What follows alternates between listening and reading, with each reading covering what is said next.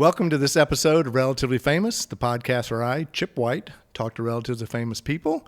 My famous relative is Vanna White of Wheel of Fortune, hence the podcast. Today, I'm super, and I say this every time, and I am super excited. We have a live in-person guest. If you're a fan of Spy Kids or Mariachi or some of the Sin City, you know who Robert Rodriguez is. Well, we have his sister, Patricia Vonne, on today, and I'm so excited because this is going to be like a whole show and tell. She's got props. She's got all kind of cool stuff. This is going to be amazing. And, you know, speaking of family movies like Spy Kids, if you're looking for the perfect family vacation, be sure to go to visitmyrtlebeach.com. That's visitmyrtlebeach.com.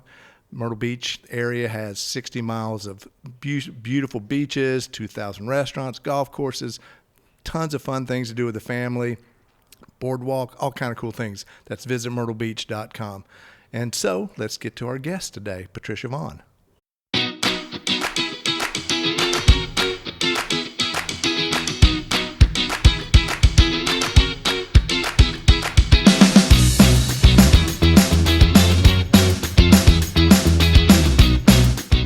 Relatively Famous podcast with Chip White.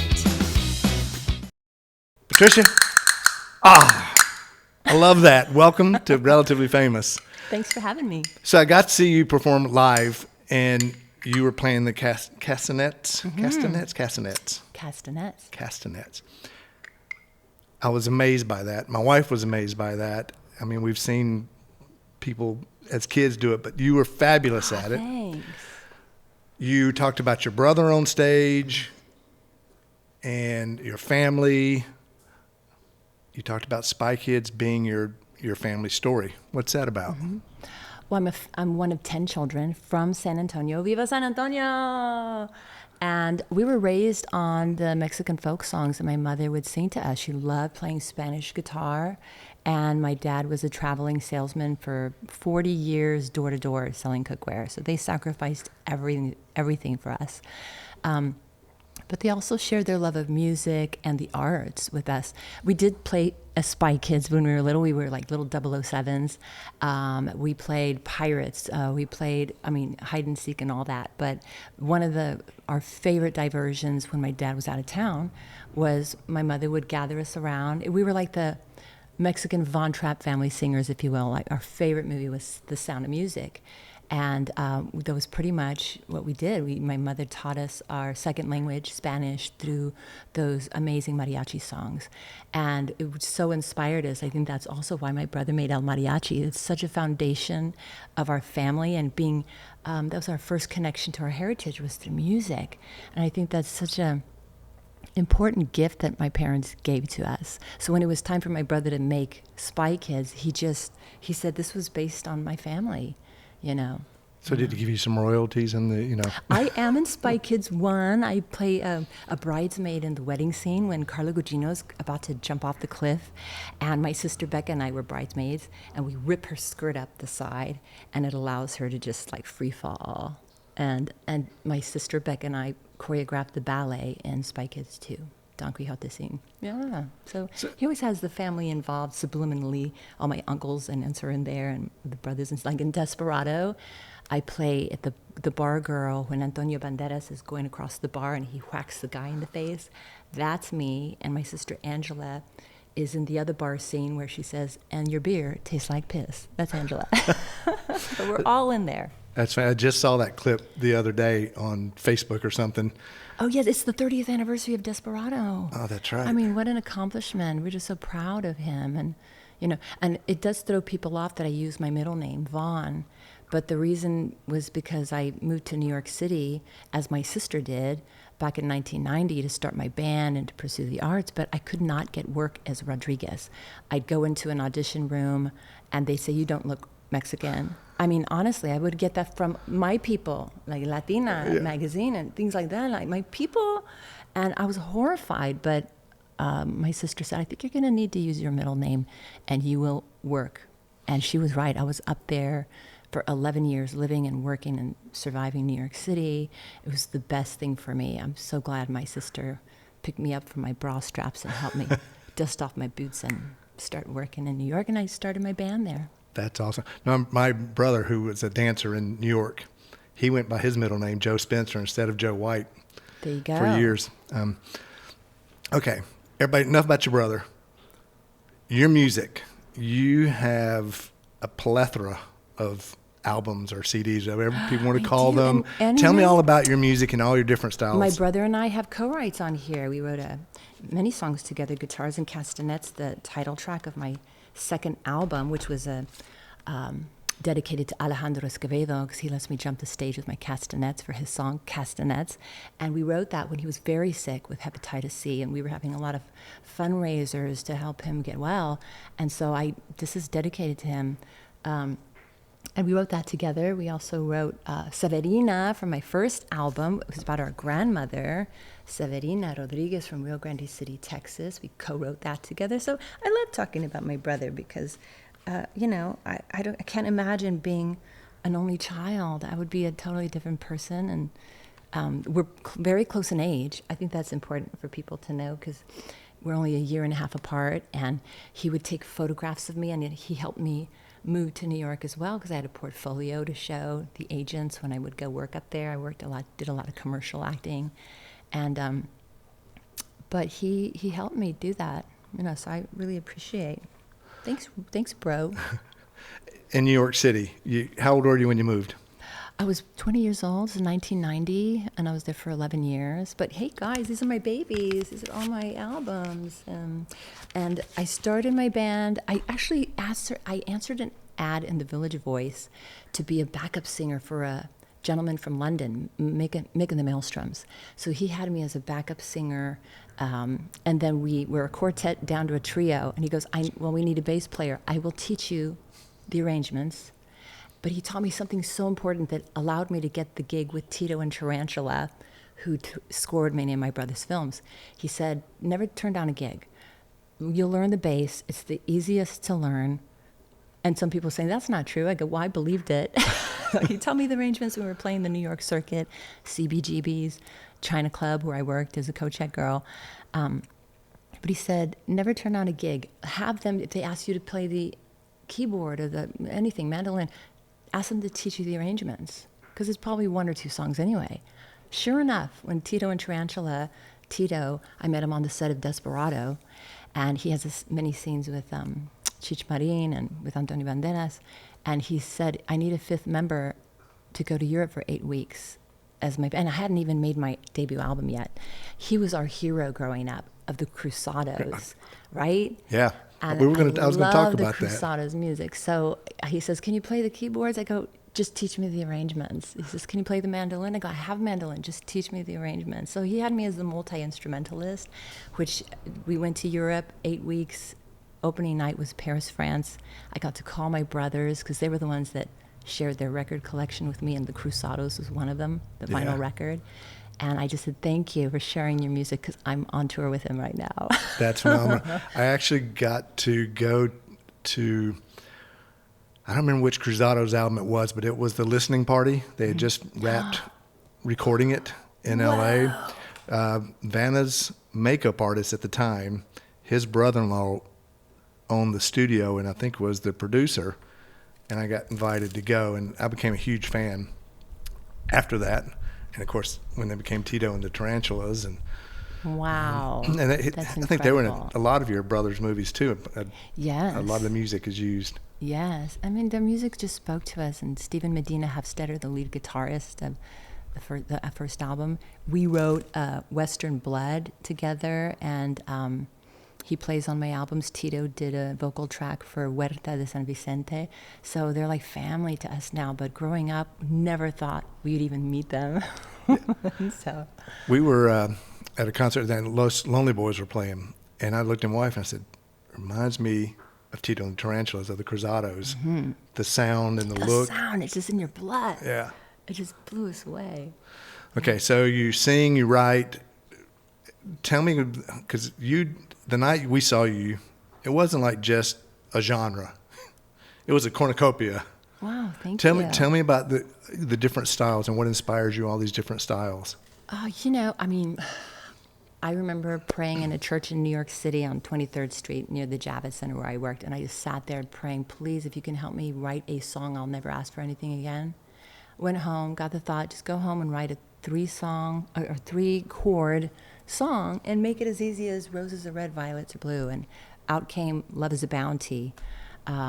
Very simple song, and then out came the next one, out came the next one. I wrote a song about Stevie Ray Vaughan, Joe Ely, people that mean something to my life. And, you know, I guess that's what made them all different, because I'm writing about real people that did, my grandmother.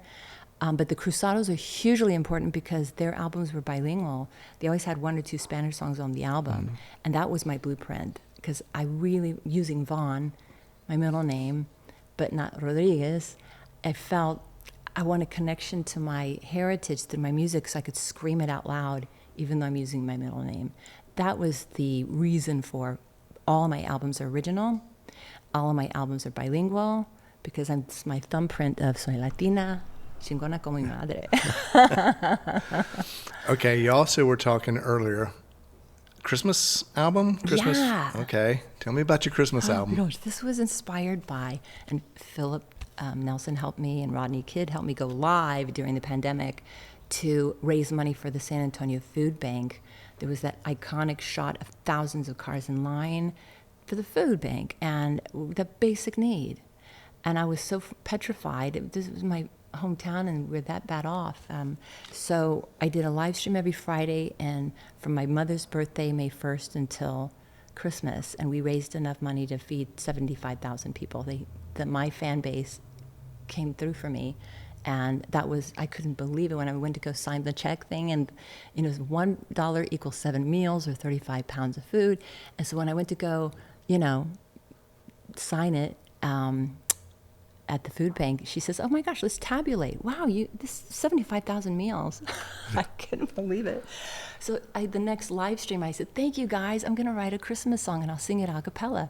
So I sang it because I had written it just the next week, and it became the first track on the album, Santa's on His Way.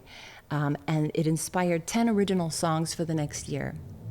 And we made it, Rick Del Castillo produced it during the pandemic. He got COVID, I got COVID, and he just buckled up, finished it.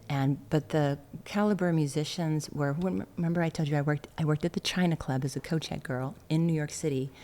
The musicians that would come, that were my friends, were Steve Ferroni from Tom Petty's band, the drummer, Carmine Rojas, the bass player for David Bowie, Tommy Price, Billy Idol, Rebel Yell. They're all on this album because I reached out to them. I said, we're doing a pandemic album and you could do it in your studio. So that's why this is a miracle album. David Grissom stepped up to the plate. Ruben Blades co-wrote a song with me. Tell me about that, because we were talking a little bit earlier about it, and how that really was special to you. It was special because you don't realize what, in such a dark time, you feel I felt helpless. What can I do? I'm stuck in a bubble like everyone else. I couldn't see my parents for a year, and you feel like you can't do anything. But that one iconic photo changed my mind, and it can change. Something so pivotal can change your attitude and your perspective. And I immediately went into gear, and I called my friends, like, what can I do? I'm San Antonio. And then my girlfriend happened to know the CEO of the SA Food Bank, got a hold of him, and they gave me my own Patricia Vonne link, like safoodbank.org/Patricia Vonne. I'm like, what? This is amazing. Okay, here we go. Here's my link. And every Friday. So, that's why it was so powerful, because when you feel so helpless, you can be a hero. Everyone can be a hero in their own way. There were people going out in the snow and passing out waters to different houses and things, and you'd hear, it was a terrible time. Yeah, it changed a lot of the world for sure. Yeah, but it changed my attitude of, this is going to be my gift back for everyone, giving to the people who are just in line to eat. And our country should not be starving. No, so. We shouldn't. Definitely have plenty of farmers. We need more farmers, but we definitely have a plethora that can feed the nation. You travel the world as a musician. What's some of your favorite places you go? Where's your biggest fan base? Tell me about international I love, Patricia? The first thing when I was with Tito and Tarantula, opening night was in Paris, France. Paris is always a good idea. I made an animation. I wrote a song called Paris Trance, and I did a 2D stop motion animation with my own drawings. I edited it, shot it with my camera. Took a class at the Austin Film School to teach me how to make your own video with your own drawings. So my homage to Paris. I see you got some film festival laurels on there. Yes, it took me to Paris. 2 festivals in Paris. Wow. Again, it's like you don't realize the power until you push yourself over that, threshold. You have the power. I did, and I was inspired by my nieces and nephews that would come over, Robert's children. Mm-hmm. They're amazing illustrators, amazing. And I'm like, I used to draw. And they said, come and draw with us, Tia. So I sat down, I started drawing, and the first animation I thought to do was the Sailor and the Mermaid, because I'd given a little gift to my nephew, Ramiro, and the look on his face, I still have a picture, the look on his face with the little treasure chest from Michael's craft store, and it had little drawings in there, and that's when I thought, I have a song about the late Sailor and the Mermaid, I should do an animation. And so when I went to school, and I did frickin' full animation using my own drawings, Sailor and the Mermaid. Amazing, right? Yeah. When you think you can't draw, and you can. And you made a movie about it. Cartoon. Yeah. And that also won an audience award at the Cine Las Americas International. I just love cartoons, guys. So go and draw. You can make your own cartoon. Yeah. And then this one won first place in Madrid International Film Festival for Best Animation about the Spanish poet Lorca, and Tito sang on this song. Okay. He was Lorca's voice. Ghostly. And I got to go to Granada, where his house is, his museum, with my sister. And when I entered his house, I just felt his spirit engulf me. It was like he just grabbed me and said, I need you to write about me. I wrote the song, and then I did the animation, and it brought me to Madrid. And it's just keeping his spirit alive through this song and through his works, because they try to destroy all of his works. Federico Garcia Lorca is his name. And Huertas de San Vicente is the name of his house, the museum, where he wrote many of his stories. So that's what my cartoon was about, the stories that he wrote in that particular summer home. That was his sanctuary. And one of the lines in the song was, when I die, leave the balcony doors open so people can see the inspirational Alhambra and the Sierra Mountains that inspired me to write. The freedom he had there, that he felt there. Okay. Where else? Because I see you on Facebook. I think you were in Germany, you were in London. You're all over. So kind of talk Germany, us through your world travels. I love going to Europe. I've had a chance to go to Norway and many places, but my favorites are Germany. Invites us back every year. Just about, and that's where I went with Tito. Italy, I'm going this November. Spain as well, I'm going the end of this month to do a show. And then France is wonderful, we've played there. But I think Germany's been our really strong, the economy's strong and everything. Holland, I love the Netherlands. Been able to tour there. I got to open for one of my favorite bands of all time, Golden Earring, remember them? Oh, absolutely. Radar Love, When the Lady Smiles. And I wrote a letter I found the address to George Clemens, the lead guitar player, and he wrote me back and said, yeah, we can make that happen. So I got to open for them in Tilburg, Holland. And I sent him a picture of Zorro Girl. Can I just show you? Yes, we need to see Zorro Girl. Absolutely. It was when Sin City came out, and I sent it to him, and I said, my brother and I are such huge fans. Can I please open for you in Tilburg, Holland? Ooh, there it is. And That's so cool. Zorro Girl wants to come to Tilburg and play for Golden Earring. And so that night, I got to introduce myself on stage to all the Dutch people. I said, I'm Patricia Vonne from Texas, and tonight, I'm the lady that smiles. It meant so much to me. I mean, it's not easy, paving this way in this business. But when you have those moments, and I make sure I have many of those moments, because that's what it's about, creating your own destiny, creating your own when do you sleep? Because you're... Oh, I do get enough sleep, I think, but it's just fun. It Yeah. should be fun. When it's not, then you have to reevaluate. But Where do you see your art taking you in 10 years? Still music, more drawing, more, where do you think you'll be in 10? I mean, I don't think that far ahead. I think I just go day by day and week by week, because then it sucks the fun out. Because let's just put it this way. I heard Quentin Tarantino in an interview say, I'm going to make 10 films, and then I'm going to do other things like produce or write or do something and enjoy this achievement. Because people are always like, oh, when's your next one? When's your next one? And he's like, wait a minute, I just released my, Yeah. I just got it when he said that. So then I thought to myself, wait a minute, I'm on my 10th. So when people ask me, what are you up to? I go, I'm on my Tarantino 10, man. And that doesn't mean I'm going to stop it there, but it was so refreshing for him to say that, a man of his caliber. Yeah. Like my brother, they're like that. But for him to say that, I said, I got you. I so understand what you're saying, because it's like the stretch marks are still fresh, and they're asking, when's the next baby? Yeah. Like, let me enjoy this. It's an achievement. So I'm so thrilled to release this it'll be out next spring, the 10th album.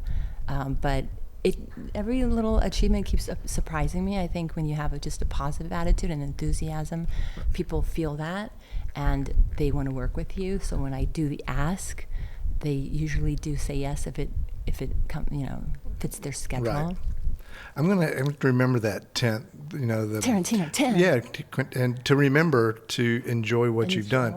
Like I was in the film and TV business for 35 years and did a lot of shorts and some features and stuff, and I in my own head get into that, okay, what's next? I can't enjoy or I can't just go, you know what? I did film and now I'm doing podcasting, let the film go. You kind of get that ego and people wanting to know what's next, and I have to remember, like, just, you know what, I did film and I'm good with it. Either it comes back or it doesn't. Exactly. And especially when someone says something like that and it aligns with what you feel, like, wow, he said exactly what I've been feeling. Like, just enjoy, 10, that's a huge accomplishment. The title track I want to brag about is a co-write with Johnny Reno, and Chris Isaak. It's a 3-way co-write. Johnny Reno and the Sax Maniacs were the first live show I ever saw in my hometown of San Antonio. And my dad was going with Robert. Robert was learning the saxophone, and I heard him blaring this amazing rock and roll music from his room, and I ran in there. I go, who's that? And he showed me the album cover of Johnny Reno and the Sax Maniacs. I went, wow, what's up with that? And he said, I'm going to see him tonight. What? You mean like for real? Like live show? And he goes, yeah, can I go? And to his credit, 5 girls, 5 boys, sometimes no girls allowed. It could have been a father-son, evening out. He said, yeah, sure. Go ask Dad. I ran to my dad. I go, can I please go with you to see Johnny Reno tonight? And he goes, sure, mija, you can come with us. Changed my whole trajectory. That's what inspired. And Johnny Reno and we wrote Rattle My Cage together, and we wrote Hot Rod Heart on my 3rd album, and a few others. He plays on all of my songs, many of my songs, and so the title track's called My Heart's Got a Mind of Its Own. And you also pop into Chris Isaac's world all the time. Well, Johnny used to play for 6 years. He was a saxophone player, and he also played with Stevie Ray Vaughan for many years. And so that's how we met. I opened for them on Buddy Holly's birthday back in 2006. We opened for Chris Isaak in Texas. We did a Texas tour. And I'm a huge Buddy Holly fan, so I was like, whoa, that's a good omen. On his birthday, we got to meet. So all these years later, whenever he comes to town, not always, but he lets me jump on stage with my castanets, and I've always wanted to write a song with him, so we did it. We did it just this past April, and so I was thrilled. And it was a song Johnny Reno had given me, and I had done what I could to it, and it just couldn't get finished. And so I kept it, and then when I talked to Chris about a song, it needed his humor and that, kind of, there's a part where my heart's got a mind of it, some kind of creepy love song. And So I knew, I was like, wow, Johnny, can I bring this to Chris? Because this is why it hasn't been finished. And sure enough, I'm so in love with it. It's so fun. And my heart's got a mind of its own. Sometimes it likes to roam. Ooh, there you go. It's pretty cool. Okay, so you were the castanets. Where did you learn to play them? My mama. My mother, I wish I had a picture of my mom in her flamenco gown. She danced ballet and flamenco, and, I'm almost the spitting image of her. And she taught me. She had a pair of castanets in her armoire under lock and key and her flamenco dress. And I knew where the key was. And one day I opened it up and I saw that flamenco dress fall out. I was like, what does she, I knew she was a nurse and she would work the night shift. She started working the night shift in order to be home when we got home from school. And that was important to her. So I'm thinking, what does she do at night? Oh, so exotic. What are these? So she caught me with them and she taught me. She gave me my first lesson. And she explained to me they're an Andalusian percussion instrument from Andalusia, from Spain. And that's where our ancestors are from. On my dad's side, from Mexico, and from my mom's side, Spain. And I thought that once I started writing music, wow, I could just take that and go to town, make up my own, Yeah. And so my little sister Elizabeth, I wrote a song for her called La Gitana de Triana, the Gypsy of Triana, which is a Spanish quarter across the Guadalquivir, which means Rio Grande in Arabic, right in Sevilla, and she lived there for 7 years learning the art of flamenco dance. So of course I take liberties, and I wrote a song for her. And I said, okay, you got to dance on the cobblestone streets in front of everybody because I'm writing a song. She goes, I can't do that. We had fun with it. So she did. And I go, I need inspiration. You need to dance in front of everybody. So that song's pinned for her. And it's just fun writing about our culture and knowing that we come from Spain and Mexico and Texas. Yeah. And so that whole melange, there's so much to write about. I feel like I'm just scratching the surface. In Spain, we went last year. My son went to a wedding. We got to go tag along. Oh, it was fun. It nice. was fabulous. I loved him. I'd go back in a heartbeat. Oh, yeah. It's just, I loved the food, and I loved the walking around. And just the culture and everything. Yeah. I did an all-Spanish album. It's 17 songs. And on here, there's like the Sailor and the Mermaid song, Viva Bandolera. It's like a compilation. There's a Torera. When I was in Sevilla, we went to the Maestranza bull ring, and we cut the red tape. They let me in, and the guy said, women are not allowed in here. I was like, well, I'm writing a song. He let me in. He let me stand in the middle, and I just wanted to stand in the middle with a guitar and take a picture and then write the song, Torera, because there was a movie, Pedro Almodovar, where there was a female matador. I thought that was so significant, and women empowerment, and then I find out how the men kind of submarine the women, try to sabotage them to make them move out. But what if that's what their grandfather did, that's what their father did, and it's just generational, and it chooses you to do that. And it wasn't particularly about being a bullfighter. I've never seen a bullfight. It was just a metaphor of any occupation you have, and people are trying to squash you and be detractors and just get you out, and you just have to stand your ground and sometimes take it or walk away. Your choice, but that's what Torera is about. We stand by that song. There you go. Para las mujeres. Okay, we're getting close to 30 minutes or so. Okay. And I'm sure it's hot because it's a little warm in here. Show me our castanet just Sure. really quickly. Let me see if I can do this. Yeah, sure. Are you right-handed? Yes. Okay. It goes on your thumb. Okay. And if it's like a little saddle, perfect. Okay. I will put mine on. Okay, here we go. And let's go ahead and put this one on too. Okay. The left hand is the bass. It only hits once at all times. You never hit it, bop, bop, bop, bop. It's just a bass, bump, Okay. bump, bump. That keeps the rhythm. I'll put this one on. For you so are not on YouTube, I've got castanets on my fingers. Castanuelas. I'm telling you, man. I tell the girls, ladies, they fit in your purse, and you can be part of the band in a second. And that's. I'm sure my wife's going to be calling you because she's a singer-songwriter also, and our joke is, I'm not going to sing tonight. I'm not going to sing tonight. I'm not going to sing. Hold my purse. Oh my gosh, I've joined like Los Lobos and Chris Isaac and Texas Tornadoes and Raul Malo. I mean, it's just my backstage pass. There you go. Thank you, Mama. So here we go. So let's just hit with the middle finger once. Yeah. And on the right hand, let's do each finger at a time. Okay. Perfect. It's harder than you think. Now the third one, there's only 3 steps. The first one is just one finger. The second one is each finger, always with the pinky first. A+. Third and final step, it's the same thing like this. When you're bored, you're playing castanets. Okay. So don't think about it. Just try to hit it. Ándale. Okay. That's it. Now, that was harder than I thought. That takes some practice, but just yeah. do it. And then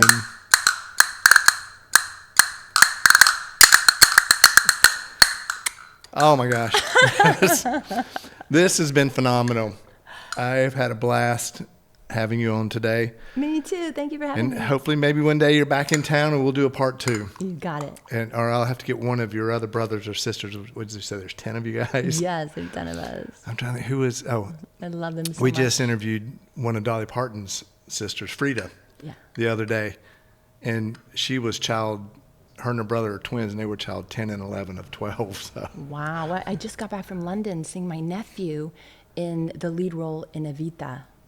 He played Che Guevara. And so, I'm so thankful to be from this family. And, family's everything. Absolutely. Family's everything. Well, thank you so much. Thank you. That was so much fun.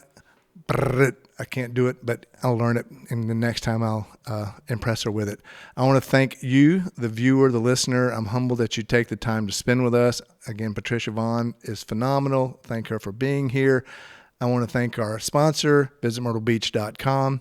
If you're looking for the perfect family vacation, or you want to go golfing, or you want to go surfing, or you want to go scuba diving, it's visitmyrtlebeach.com. It's on the South Carolina coast. It's amazing. It's my hometown. You can check out the house I grew up in. That's visitmyrtlebeach.com. I want to thank our sponsor, Nelco Media, and Nelco Comics for the great location. If you're looking for a cool comic, that's Nelco Comics in San Antonio. And if you happen to be related to someone famous or know someone related to someone famous, I'm always looking for a good guest. You can reach me at podcastrelativelyfamous@gmail.com. That's podcastrelativelyfamous@gmail.com. Thanks.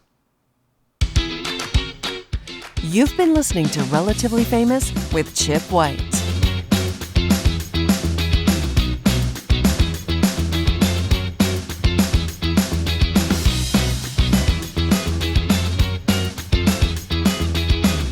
Please like and subscribe to Relatively Famous with Chip White.